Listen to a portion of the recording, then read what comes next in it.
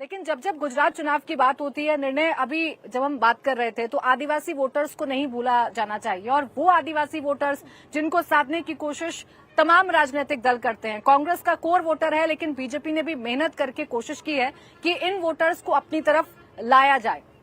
राहुल गांधी आते हैं, वो भी आदिवासी का जिक्र कर देते हैं और कहते हैं कि बीजेपी इन्हें आज भी वनवासी समझती है। तो ये जितनी भी सीटें हैं जहां पर आदिवासियों का इफेक्ट पड़ रहा है, वहां पर क्या लग रहा है इस बार आपको, कौन किस पर भारी पड़ सकता है?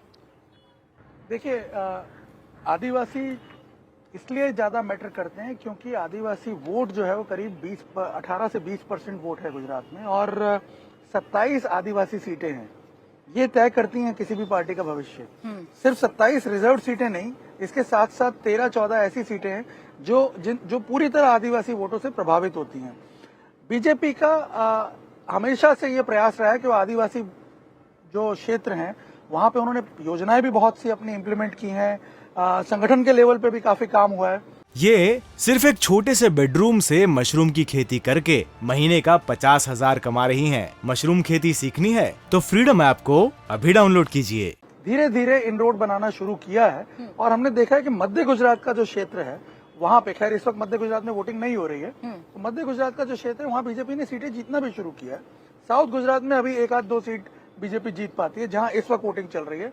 और मैं आपको बता दूं, साउथ गुजरात की जो सीटें ये बहुत क्रूशियल है, क्योंकि इस बार बीजेपी ने यहाँ जबरदस्त मेहनत की है।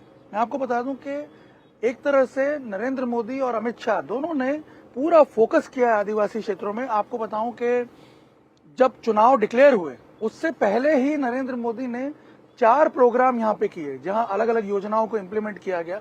अंबाजी से लेकर के उमरगांव के बीच में 4 प्रोग्राम नरेंद्र मोदी ने किए। अमित शाह खुद आदिवासी बेल्ट में 6 बार ट्रैवल कर चुके हैं। 2 जो यात्राएं थी आदिवासी विकास यात्रा, ये उन्होंने उनाई से शुरू की। उनाई जो कि वाजदा सीट में पड़ता है, आज वहां चुनाव हो रहे हैं। ऐसी सीट है जो कभी बीजेपी नहीं जीत पाई। इस तरह की बहुत इंपॉर्टेंट सीटें हैं। फॉर एग्जाम्पल आपको मैं बताऊं, अगर आप डाउन साउथ से ऊपर आना शुरू करेंगे तो वलसाड़ में 3 सीटें हैं, नवसारी में 2 सीटें हैं।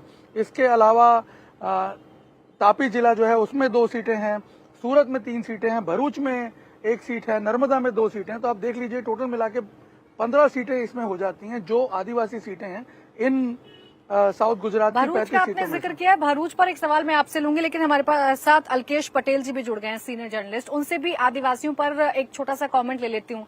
अल्केश जी, आदिवासी जो वोट है वो कितना निर्णायक है, और इस चुनाव में इस बार क्या लग रहा है आपको, आदिवासियों के दिल में कौन जगह बना पा रहा है?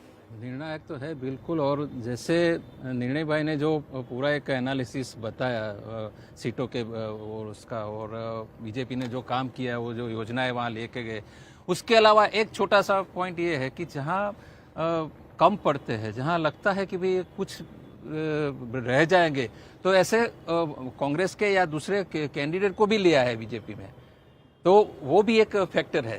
तो जहां जहां उनको लगता था कि हम नहीं पहुंच पाएंगे, कितना भी करेंगे काम, कितना भी बताएंगे, फिर भी नहीं पहुंच, तो कैंडिडेट को ही लिया है। तो नेचुरली वो सीट का जो है वो बदल सकता है रिजल्ट। और जैसे पूरा का पूरा, मतलब ये पट्टा जहां अंबाजी से लेकर वो पूरा पट्टा तक बहुत सारे प्रोग्राम किए। सिर्फ ये इलेक्शन से पहले जो बता रहे थे निर्णय जी, इतने कार्यक्रम नहीं है, उससे पहले बहुत सारे छोटे बीजेपी के जो यहाँ की गवर्नमेंट है उसने योजना की जब भी बात होती थी तो आदिवासी होती थी और उनको वहां के ले जाते थे। तो पूरा का पूरा 5 साल, लास्ट 5 ईयर तो बहुत सारा कनेक्ट रखा है गवर्नमेंट ने यहाँ से आदिवासियों के साथ। तो मुझे लगता है कि वो उनका फोकस जो लास्ट टाइम कम पड़ा था वो इस बार पहले से ही रखा है, और कुछ ना कुछ तो उनको उसका फायदा हो जाए, बेनिफिट होगा उन्हें। पिछली बार किससे अगर तुलना की जाए तो बेनिफिट होगा। रिमझिम,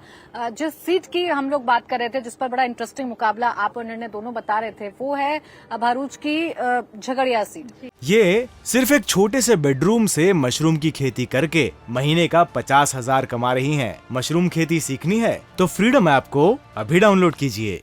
तो झगड़िया सीट में ऐसा क्या है जो इंटरेस्टिंग बनाता है और इसे सीट को दिलचस्प बना देता है चुनावी लिहाज से, लोकतंत्र के महापर्व के लिहाज से?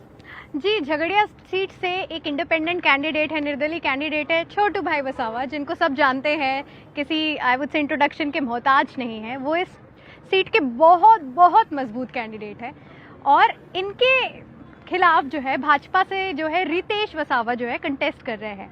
अब बात ऐसी है यहाँ पे सीट पे कि छोटू भाई वसावा हालांकि एक बहुत ही मजबूत कैंडिडेट है और कांटे की टक्कर देखने को मिल रही है, लेकिन जो रिसर्च और इंटरनली जो खबरें हैं वो देख के लगता है कि कहीं ना कहीं कांग्रेस के कुछ लोकल लीडर्स जो कि अपना निजी वोट काफ़ी ज़्यादा रखते हैं वो रितेश वसावा को इंटरनली आंतरिक रूप से समर्थन दे रहे हैं, जिसके होते हुए कांटे की टक्कर की सीट है, लेकिन लगता है कि कुछ थोड़े ना थोड़े मार्जिन से ये सीट भाजपा निकाल लेगी। बीजेपी इस सीट को निकाल लेगी। इंडिया टीवी हर वक्त हर जगह डाउनलोड करने के लिए सर्च करें India TV news Google play store या ऐप स्टोर पर।